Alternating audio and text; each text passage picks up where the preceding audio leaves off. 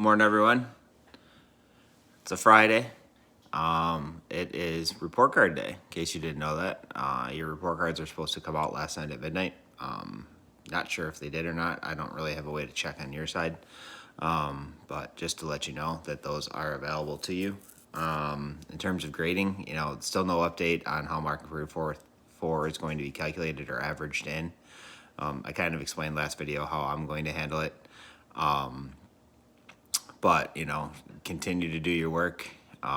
Basically, if you do your work, you'll be fine. If you don't do it, you probably won't pass the quarter. So just kind of, it's going that way. Thank you for everyone with the Edpuzzle. Had lots of questions with people getting in the first time. 99% of the issues revolve around not being on the correct Google account. And I know you probably didn't put in the other Google account or you didn't remember doing it, but your device will default to whatever one was in first. So, the easiest way to fix it is log out of Edpuzzle and log back in using your school account. There is another way to do it, but that's the easiest one to explain in here. Today should be pretty quick, just kind of one concept. There's going to be an online lab. It's a reaction rate lab. It's kind of interesting. I'll talk about it at the end. I'll kind of show you how you're going to play with things on there. And it's pretty simple. It's that lab that I was talking about last class. And I'm going to have no written work tonight, per se. All right, I'm going to have the Edpuzzle.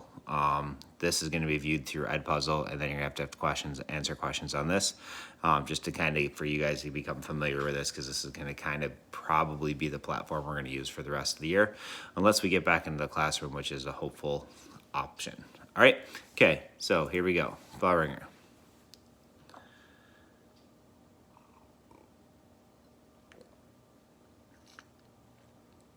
You guys should pause this to write it down.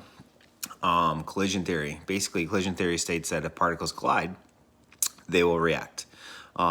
You guys did a really good job of answering the question in the Edpuzzle. I don't know if you could go back and look at it or whatever, but you need 3 requirements.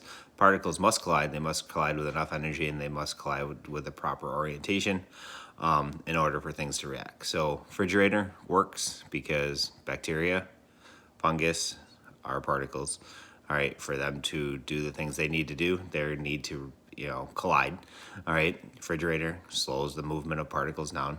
Therefore, the things can't move as quickly. Their processes can't go as quickly, so the foods and things will not spoil nearly as quickly in a cold environment as they do in a warm environment. All right, so that's why refrigeration works. All right, reversible reaction. So just kind of to bounce back what we had from last class, you can write a reaction, and the forward reaction going to A plus B makes AB. The reverse of that is going backwards, so to speak, or right to left, where AB is going to be broken down into A plus B. All right, I purposely wrote it the same way, just flip the arrow, because that's kind of how we do it in chemistry. A lot of times we're not going to take it AB breaks down into A plus B. If it's a reversible reaction, there'll be a double arrow there. So they can go forwards and backwards is kind of what it is. In terms of those potential energy diagrams, all right, so if you look at this graph, I'll give you a second. I'm going to ask a question. What type of graph is this? Is this an endothermic or an exothermic graph? All right, you look at it. Its reactants start higher than its products, so therefore it's an exothermic reaction. It's got to give off energy to do that. As a result, delta H would be negative. All right, so that's good to know. All right, so that's going in the forward direction. What about in the reverse direction? All right, now we can look at it and going quote unquote backwards. All right, these would be your reactants. These would be your products. So now you're going uphill. And the way you're going to get uphill is if you absorb energy. All right, and to absorb energy means you are endothermic, which means your delta H would be positive. Okay, so kind of quick review of the things last class in here. All right, you're moving forward. All right, this one. What is this called? Bump-a-da-bump. All right, this is the difference between your reactants and where you got to get to the top of the hill. That is your activation energy. All right, in this case, it's your forward activation energy. That's why there's that little F there. All right, and then if we were to go backwards, all right, so that's the reverse reaction. All right, now we're talking about this thing right here. And what do you think this one's called? That's called the reverse activation energy. All right, activation energy of the reverse. Very good. Okay. All right. Basically, these reactions are equal but opposite, kind of, so to speak. All right. The delta H for both are the same. All right. The difference between the reactants and products, whichever one of these is the reactants, whichever one is the products. So this value in between them is the same. The only difference between them is going one direction, it's positive. In this case, going forward would be positive, and going in reverse would be negative. Or going forward would be negative, and going reverse would be positive. Sorry, I said that backwards. All right. Delta H is the same, but this has opposite signs. Okay, so that's kind of, these are the potential energy diagrams. This is the kind of the big part of kinetics and equilibrium. So we'll review it again. Probably Monday's homework will be on there. I'm thinking I might give you a quiz on Monday, maybe, to do for homework, but we'll see. We'll fit it in somehow, some way. I haven't decided yet. Okay, and this thing right here, like I said before, is the delta H. Okay. All right, so what can we do to make reactions become faster?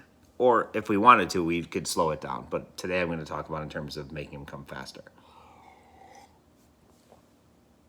These are the 6 factors that will impart, that you can change to make a reaction occur faster or slower.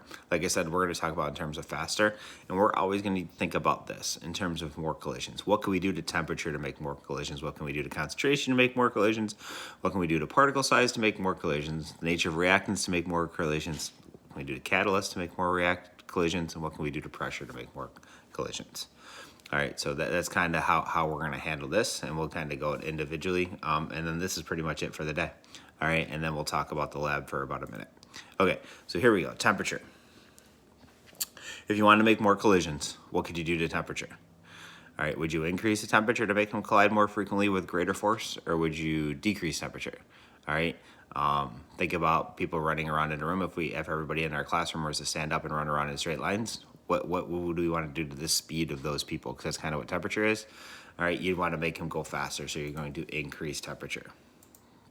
All right, if the particles are moving faster, they're going to be more likely to collide. All right, that's an obvious statement.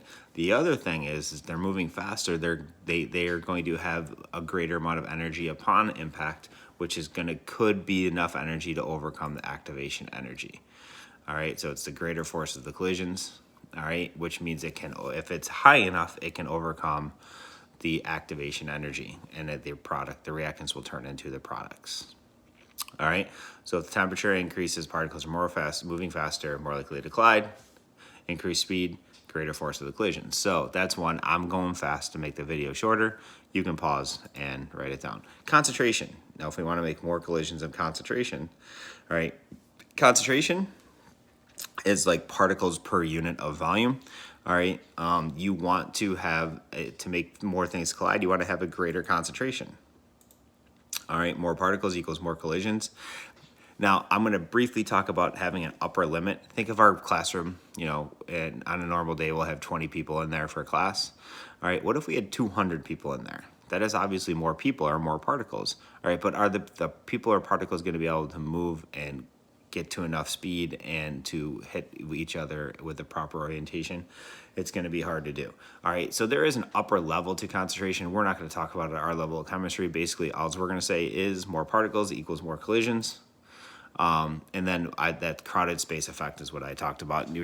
Ultimately you can get to a point where there's too many particles in a space, but we're not going to deal with that too much. All right, so just like temperature, concentration, if you increase concentration, you're going to increase the rate of reaction. Okay, particle size. All right, so think of particles. Do you want 2 big particles colliding, or do you want two sets of 100 particles colliding that are smaller but take up the same thing? All right, particle size is also known as surface area. You should be familiar from earth science. Basically, the smaller the particle, the greater the surface area. All right, you can have a big old chunk of salt, or you can have a container of granulated salt. All right, the granulated salt's going to have way more surface area. So making the particles smaller increases the surface area. So if you make the particles smaller, you're going to increase the opportunity the particles are going to collide. You're going to have more surface area for them to collide. So you're going to make it increase in reaction. So if you could, I don't know if you can see this. I'm looking through my camera right now. This is a granulated sugar, granulated salt, doesn't matter. Salt cube, sugar cube. All right, which one would have greater surface area?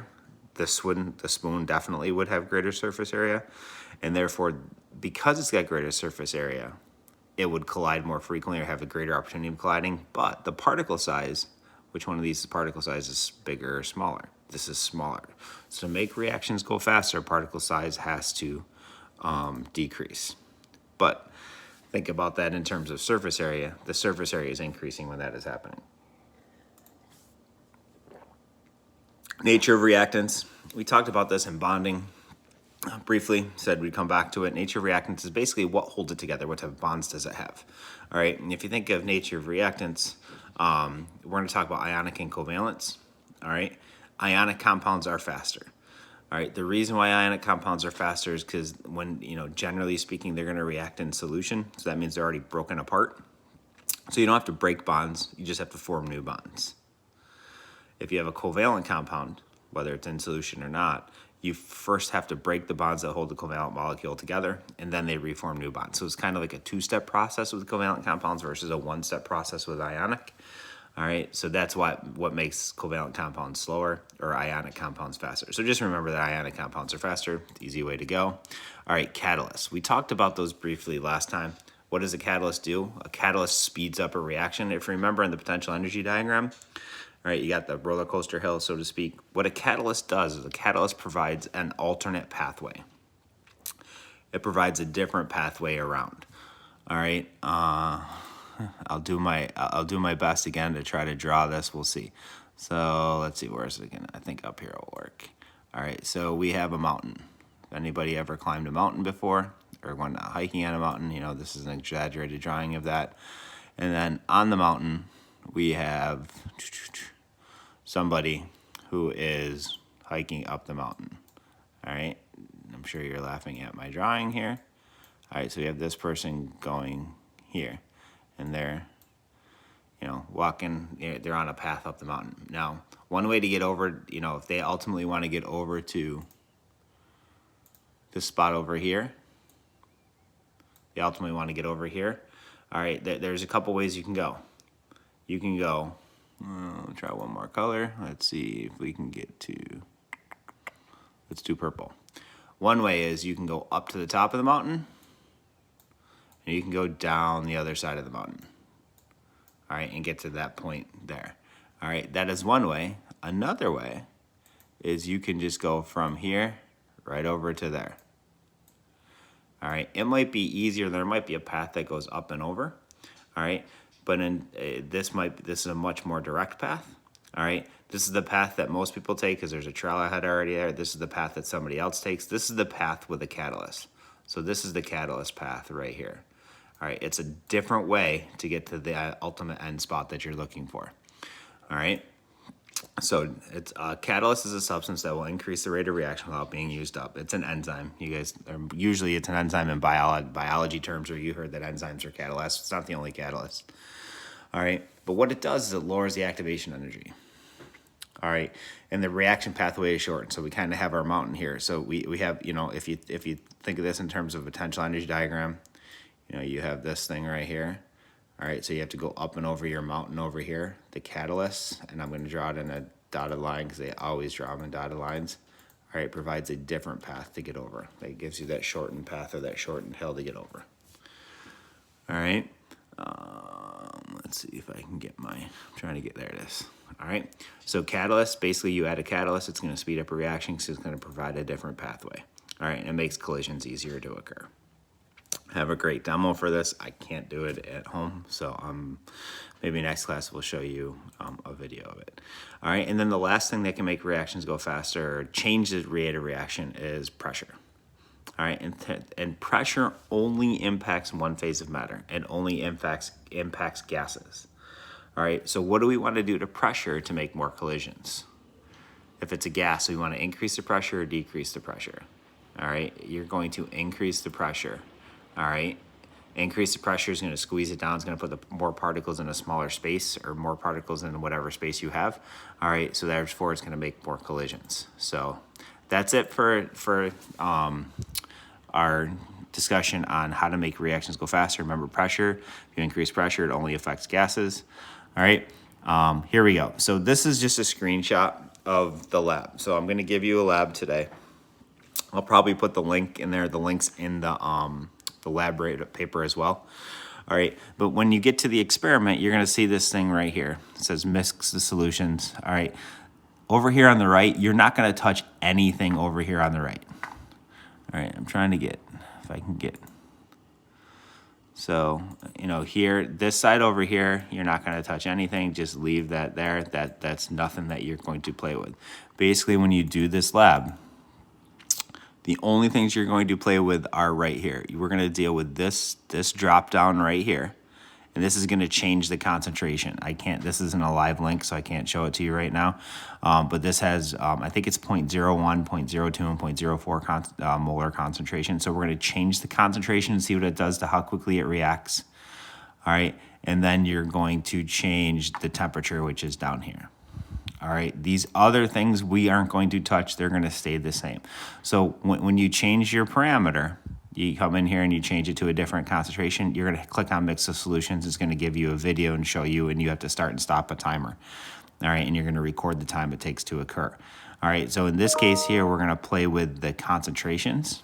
All right, that's one part of the experiment, and the other part of the experiment, you're gonna play with the temperatures. And I think there's 3 options for temperatures. I just don't remember it off the top of my head with there.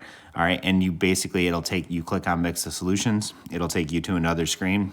It'll tell you to start the reaction, and it puts a little solution in a clear container on the screen. And when the solution changes color, or first starts to change color, I would hit the stop on the timer. There's a timer on the screen. And then all you have to do is record the temperature. I think you have to do like 7 temperature or timings. So that's really it to the lab. And then you go through and answer the questions. Okay? All right. So everybody have a great weekend. We'll be back in touch next week. All righty. Thanks.